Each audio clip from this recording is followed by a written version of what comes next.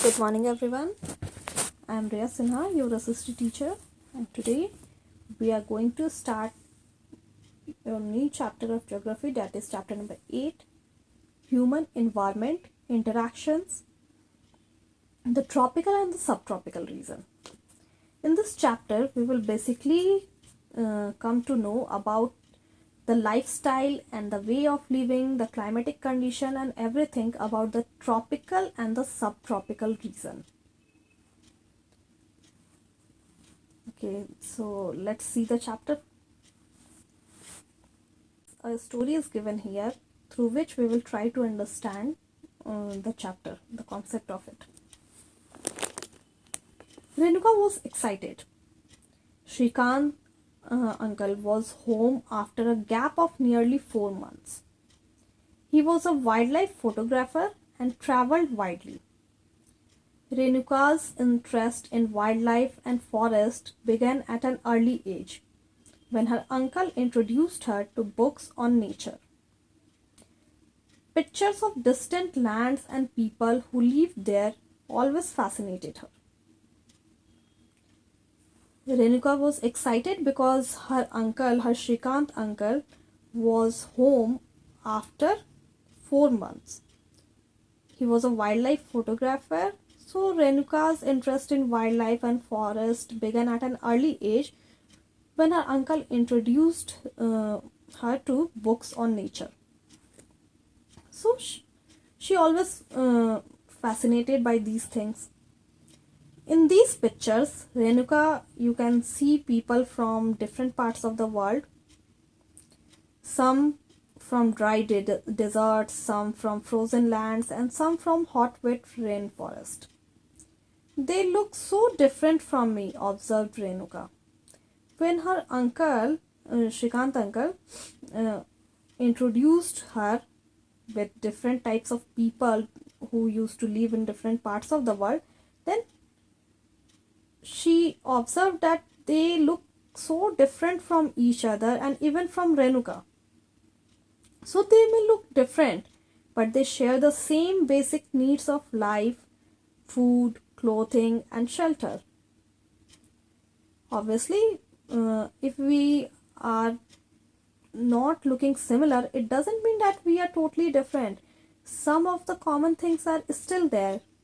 We all need air to live. We all need water to live. So these are some basic things that we all need. Their children do the same things as you probably do. Play games, quarrel sometimes, and then make up, sing, dance, and help the families with various things that need to be done. They live closer to nature and very early in their lives have learned to care for nature. They learn how to catch fish and how to collect material from the forest. So in chapters 8, 9 and 10, we will learn about the life of people in different natural regions of the world. Here, life in the Amazon basin is given. First of all, see the Amazon basin. It is in the South America. See the map. It is a part of South America. The area from which the Amazon River used to flow, known as Amazon Basin. Basically, when Spanish explorers discovered the Amazon River, they were attacked by a group of local tribes wearing headgears and grass skirts. These people reminded them of the fierce tribes of women warriors known in ancient Roman Empire as the Amazons, and hence the name it got Amazon. So see the life in the Amazon basin. So before learning about the Amazon basin, let us look at the map and notice that the tropical region lies very close to the equator, between 10° north and 10° south. It is referred to as the equatorial region. The river Amazon flows through this region, and now notice how it flows from the mountains to the west and reaches the Atlantic Ocean to the east. The place where a river flows into another body of water is called the river's mouth.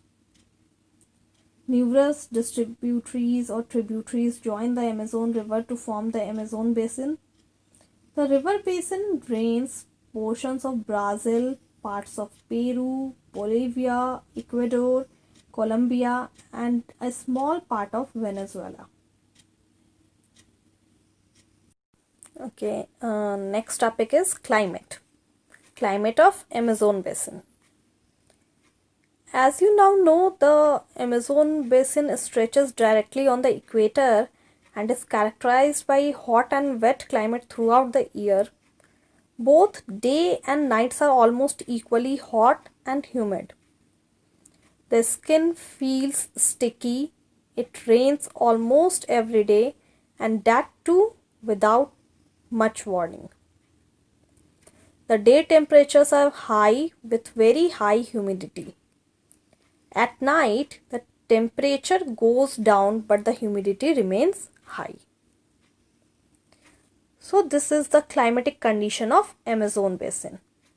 Here both day and night are almost equally hot and humid, obviously, and because of it the skin feels sticky. It rains almost every day.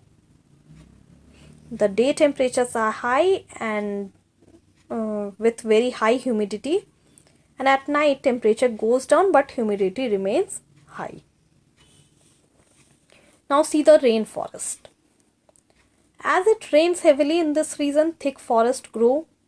The forests are in fact so thick that the dense roof created by leaves and branches does not allow the sunlight to reach the ground, as we have learnt in the earlier chapter also about tropical rainforest.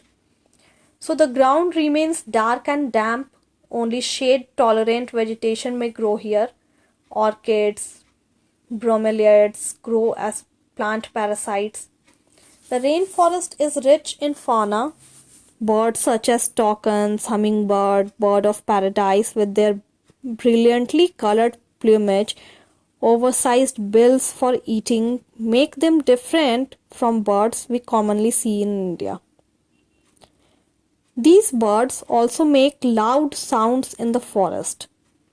Animals like monkeys, sloth, and ant-eating tapirs are found here. Various species of reptiles and snakes also thrive in these jungles. Crocodiles, snakes, pythons abound. Anaconda and boa constrictor are some of the species. And besides, the basin is home to thousands of species of insects. Several species of fishes, including the flesh-eating piranha fish, is also found in the river. And this basin is thus extraordinarily rich in the variety of life found there. Bromeliads are basically special plants that store water in their leaves, and animals like frog use these pockets of water for laying their eggs. Okay, so hope you all understood all the covered topics well. Try to learn these things, make a note of it, and try to learn it properly. Thank you. Have a nice day.